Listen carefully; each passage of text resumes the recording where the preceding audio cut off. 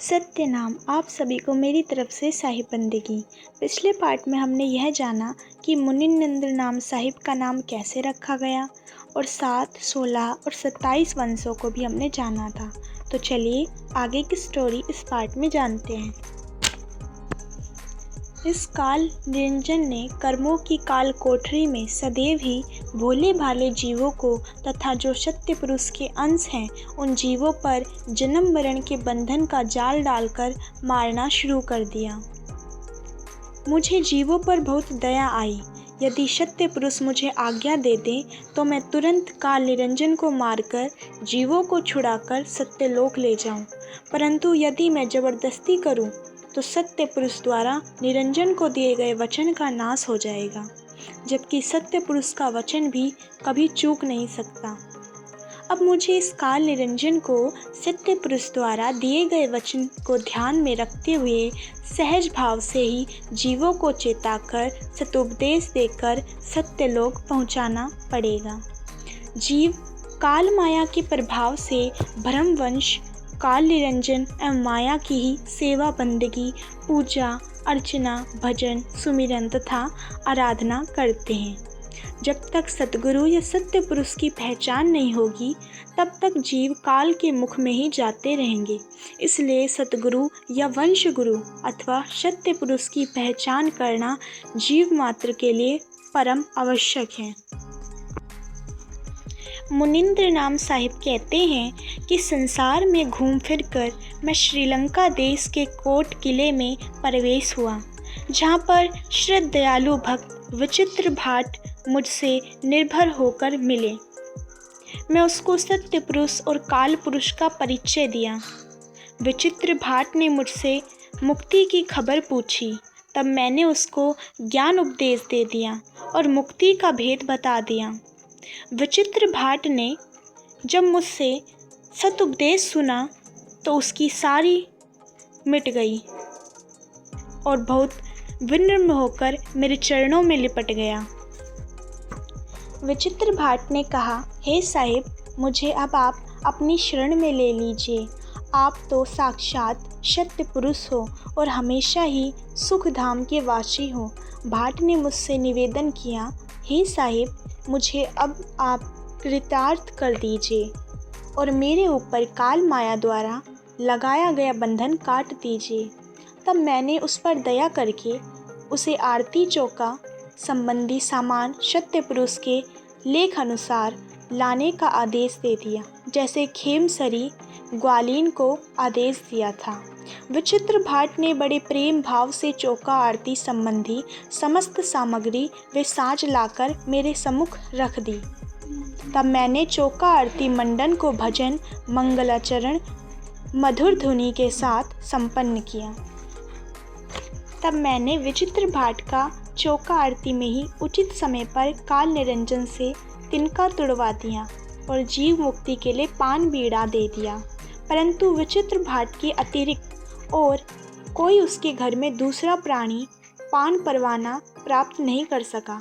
मैंने विचित्र भाट को सुमिरन अर्थात सत्य नाम स्मरण का तरीका बताया तथा शब्द सुरती योग से सहज ध्यान समाधि का परिचय दिया। भक्ति मुक्ति का समुचित मार्ग बतला दिया। मैंने उसे जीव मुक्ति संबंधी किसी भी तथ्य को छुपाकर नहीं रखा, पूती भक्ति मुक्ति संबंधी सारा भेद बता दिया। जब विचित्र भाट के घर पर मुनिंद्र नाम साहिब आए तब विचित्र भाट की औरत, जो मंदोदरी की प्यारी सहेली थी, ने रानी मंदोदरी को समझाया कि हे रानी, तुम उनके शरण में जाकर अपने जीवन को सफल करो और अपने जीव का उद्धार करो। विचित्र भाट की धर्मपत्नी लंका के राजा रावण की स्त्री रानी मंदोदरी से हर्षित होकर कहने लगी, हे श्रद्धामयी, मेरे घर पर एक खूबसूरत महात्मा आए हुए हैं जिनकी शोभा का वर्णन ही नहीं किया जा सकता। मैं उन आत्मज्ञानी के संबंध में अब हे रानी तुमसे क्या कहूँ। उन श्वेत निर्मल महात्मा की शोभा तथा कला अपार है। उनके सामान श्रेष्ठ योगी आज तक मुझे देखने को नहीं मिला। हे रानी, मेरे पति उनकी शरण में जा चुके हैं तथा अपना जन्म प्रारब्ध से सफल कर लिया है। जब विचित्र भाट की स्त्री ने रानी मंदोदरी से ऐसा शुभ संदेश सुना, तब रानी की लालसा मुनिंद्र नाम साहिब के दर्शनों के लिए उमड़ पड़ी तथा रानी दर्शनों के लिए व्याकुल हो उठी। रानी अपनी सहेलियों को साथ लेकर तथा थाली में हीरा मोती जवाहरात आदि लेकर उन महात्मा के चरणों में बंदगी करते हुए रख दिए। मंदोदरी ने मुनिनंद नाम साहिब के चरणों में साष्टांग प्रणाम बंदगी करके सिर टेक दिया। तब मुनिंद्र नाम साहिब ने मंदोदरी को आशीर्वाद दिया। तब रानी मंदोदरी ने नतमस्तक होकर अपने दोनों हाथ जोड़कर मुनिनंद नाम साहिब से कहा, हे साहिब, आज का दिन मेरे लिए बहुत ही मांगलिक दिन है कि आपके दर्शन हुए। हे साहिब, आप जैसा प्रकाशवान तपस्वी सत्य पुरुष मैंने कहीं भी नहीं देखा। हे प्रभु, आपका श्वेत शरीर और श्वेत उजली पोशाक बहुत सुंदर है। ऐसा लगता है कि आप ही जीवो उद्धारक हैं।